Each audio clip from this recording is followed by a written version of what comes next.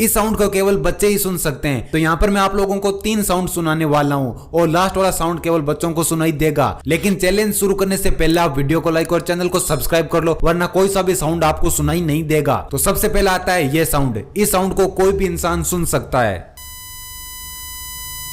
अब आता है ये साउंड। इस साउंड को केवल वही लोग सुन सकते हैं जिनके कान काफी अच्छे से काम करते हो। और अब आता है ये साउंड। इस साउंड को केवल और केवल बच्चे ही सुन सकते हैं। क्या ये साउंड आपको सुनाई दिया?